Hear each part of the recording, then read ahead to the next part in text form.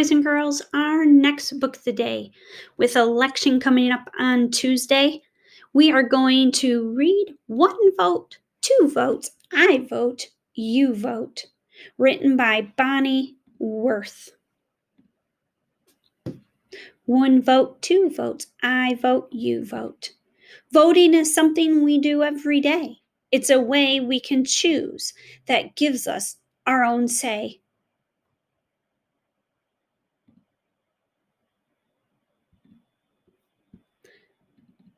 Voting is something we do every day. It's a way we can choose that gives us our say. We vote for class president and which snack to get, where to go on a class trip, what to pick as a class pet. Candidates for class president. Class trip, museum, zoo, or beach. Class pet, gerbil, guinea pig, or goldfish. Class snack, apple, carrot, or grapes. Voting gives each of us our very own voice. It allows a large group to make one single choice. With a proudly raised hand, ballot, class treasure, thing 1 or thing 2. Marks on a paper, thing 1. Thumbs up or thumbs down. Understand?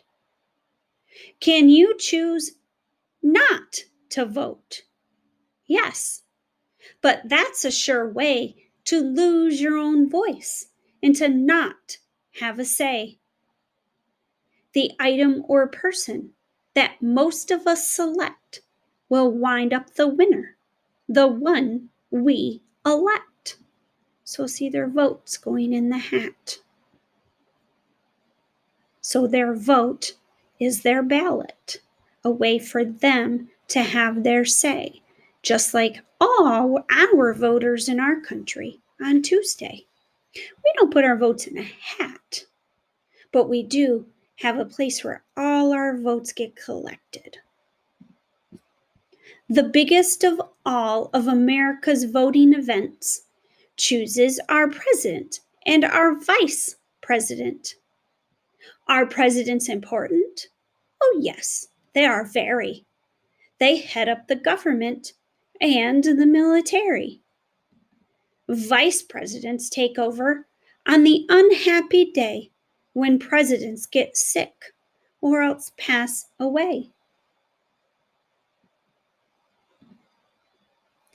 Every 4 years, we elect them, you see, because we live in a democracy, a government for the people, and run by them too, which means that this country is governed by you.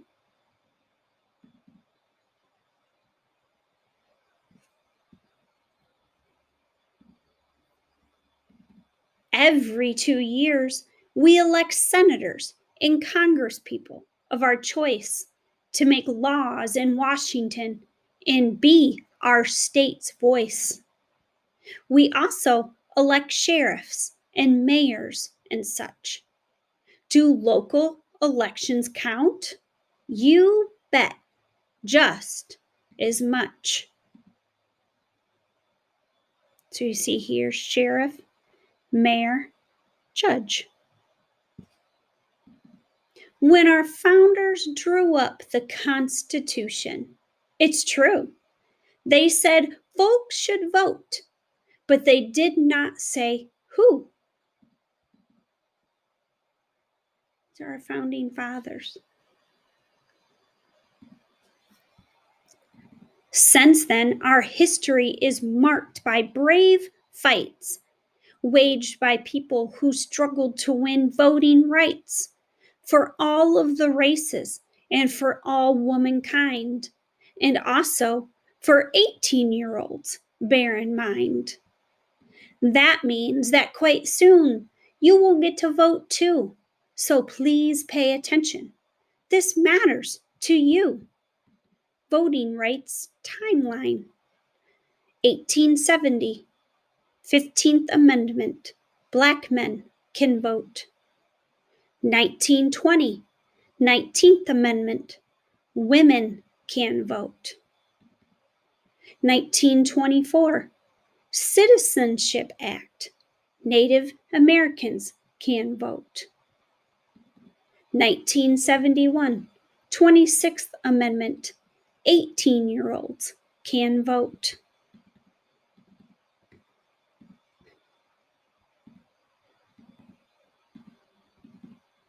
So from 1870, it shows us the chain of events through our timeline in our history and in us gaining voting rights. Only citizens can vote. And as you've just been told, people who are at least 18 years old, voter registration, register here to vote. You must sign up in person or on the internet with your name, address, and birth date. And one more thing yet. You can write down your party if you do not mind. Cakes and ice cream, you're thinking? Is the party that kind?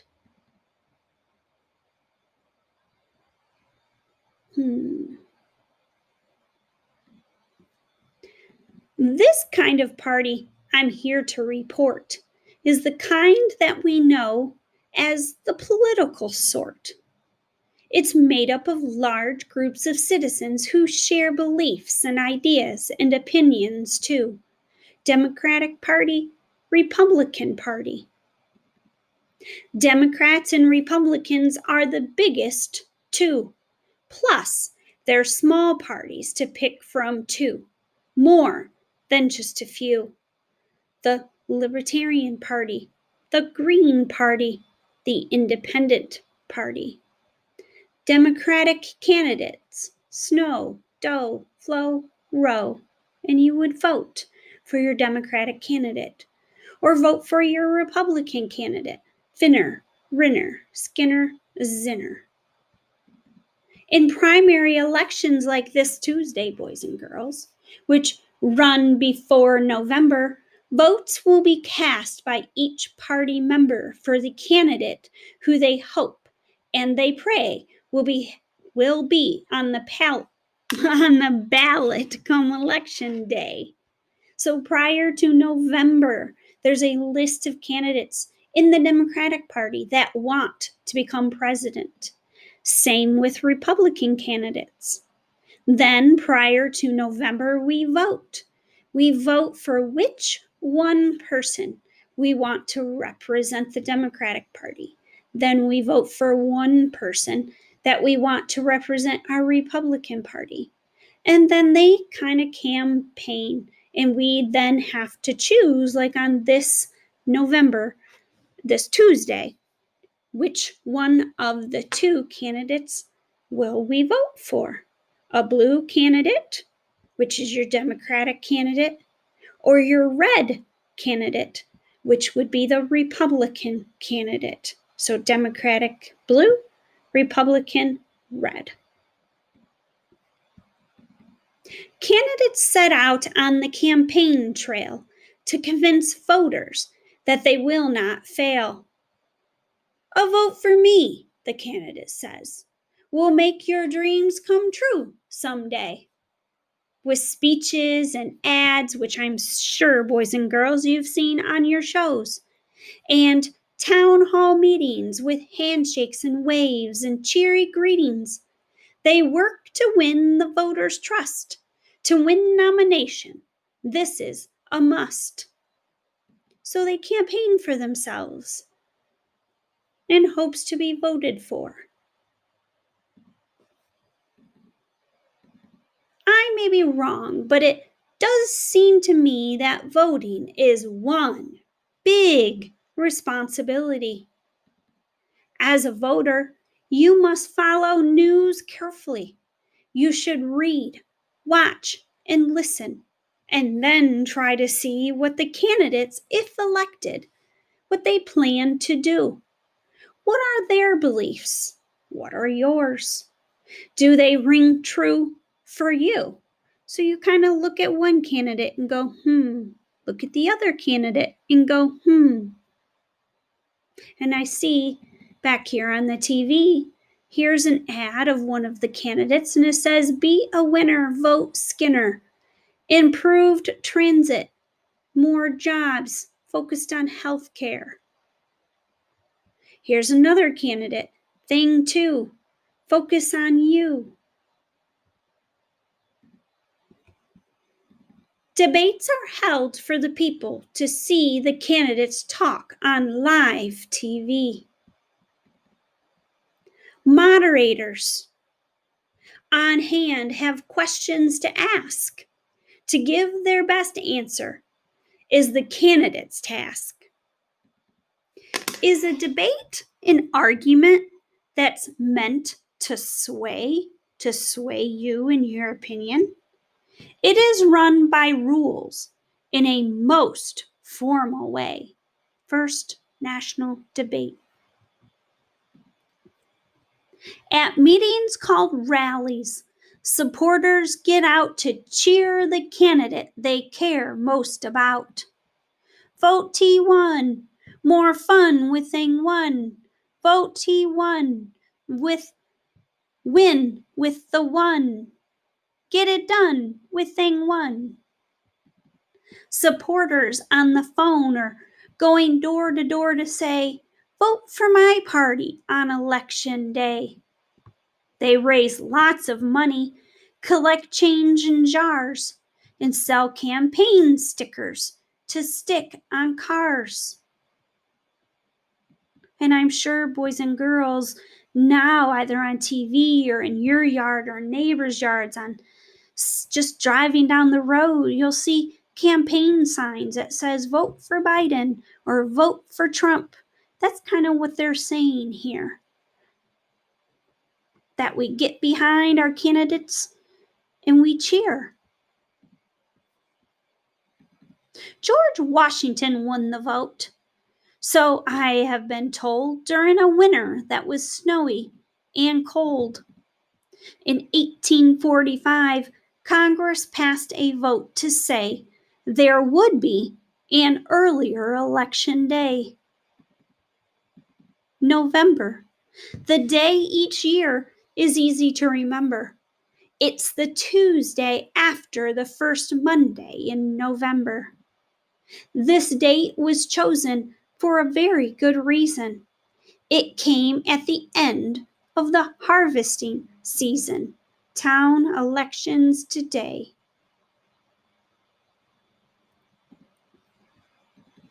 When election day comes, the voters' big role is to make sure to vote at their assigned poll.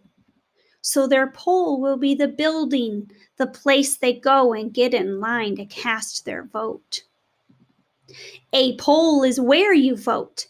As a general rule, it is a public place, like a firehouse or a school.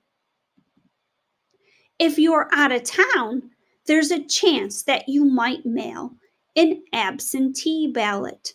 Voting is your right. So even if you're out of town on vacation, or if you're in the hospital, or you have a work trip, you have a way to still vote with an absentee ballot. People cast their votes by different means. Ballots fed into computers or direct voting machines. However you vote, it's important you see that voters are given complete privacy. A curtain or screen protects voters from view. This ensures that your vote is known only to you.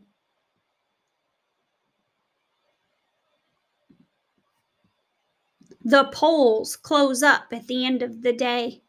Here comes the counters. Please clear the way. By special computer poll results. So the votes on the paper are scanned. but some votes are still counted out by hand. Then the results are sent to the Board of Elections, which declares the winner after careful inspections. Imagine this counting, boys and girls, through 50 states. That is a lot of votes. And it's amazing and awesome because as citizens, this is our responsibility to be voters so our voice can be heard. The loser admits their bitter defeat. Thing one is done with disappointment, right? The winner announces their sweet victory. The winner vows to serve everyone in the land, not just their supporters who lent them a hand. If all of this rings true, it is my dearest hope that you will cast your first vote for the cat in the hat. Vote for the cat. The cat in the hat knows a lot about everything. Cat in the hat for president.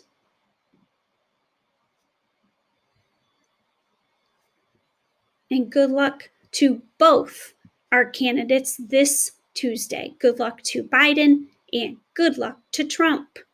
Go America.